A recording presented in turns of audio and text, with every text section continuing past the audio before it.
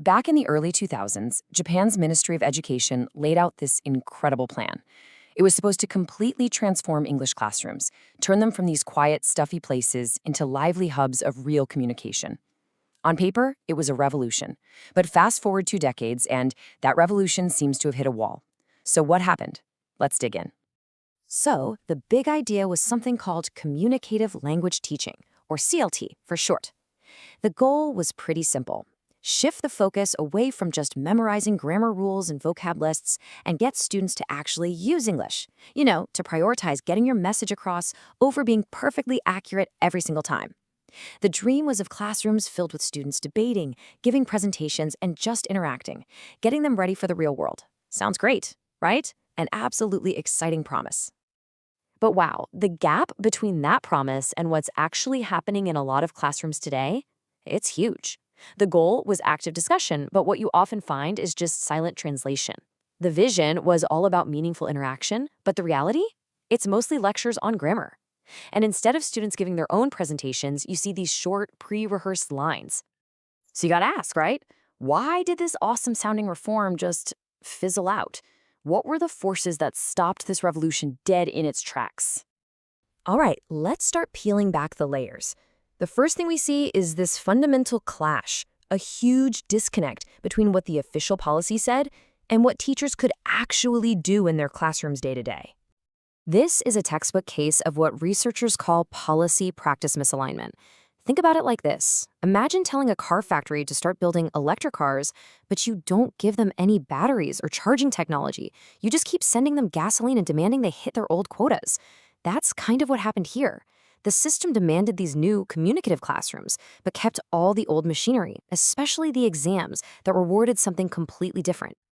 And this quote from a high school teacher in Ibaraki, man, it just perfectly captures the impossible spot they were in.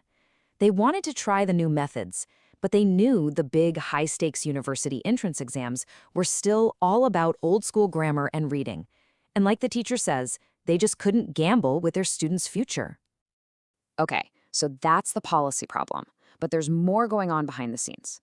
Let's talk about a couple of invisible but absolutely massive forces that really shape a teacher's day: their insane workload and the lack of real, practical training. First, just let this number sink in for a second. 18. That's the typical number of classes a Japanese high school English teacher teaches every single week. That's an enormous teaching load before you even think about adding anything else. And believe it or not, those 18 classes are just the tip of the iceberg.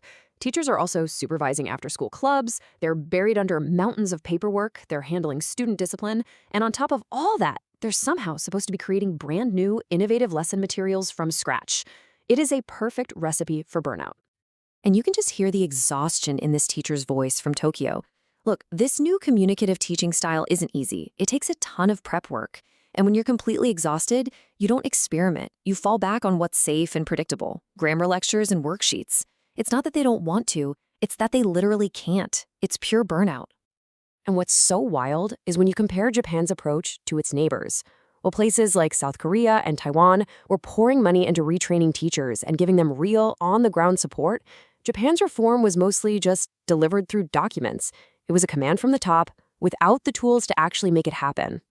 Which brings us to the biggest player on this whole story, the one thing that holds the entire old system in place like a giant anchor, no matter how hard the winds of reform try to blow. We're talking about the university entrance exams. Now, you might be thinking, just add a speaking test to the exam, right? Easy. But it's really not that simple. The obstacles are just immense. You've got the huge costs of testing millions of students, major concerns about security, and making sure the scoring is fair for absolutely everyone, and just the massive administrative headache of pulling the whole thing off. It stalled any real progress. And at the end of the day, this teacher from Osaka just lays it all out for us. It's the simple, unshakable logic of the classroom. What gets tested is what gets taught. As long as those crucial exams are focused on grammar and reading, that's what teachers have to prioritize. They really feel like they have no other choice. So let's step into a typical, traditional classroom for a second. What do we see? Well, the teacher's at the front, lecturing. Students are busy translating text, underlining grammar points, and maybe repeating a few phrases back. It's quiet, it's orderly, and it's very efficient for getting through the textbook. But it is a million miles away from real, active communication. But then you peek into one of these other schools, the ones where CLT is actually working, often because they have special support, and it's like a different universe. In here, students are debating things like environmental policy. They're writing and presenting their own opinions, and making mistakes is just seen as a normal part of learning. The whole vibe is about real-world communication, and the energy is completely different. So what's the big secret here? Are the teachers or students just better? Nope, not at all. It all comes down to one thing: institutional support. These successful schools have schedules that give teachers time to plan. They have principals who actually encourage trying new things, and their tests value communication. The system itself is built for success. Okay, so we've kind of cracked the case. We see what went wrong. So what's the fix? What has to happen to finally get this classroom revolution back on track?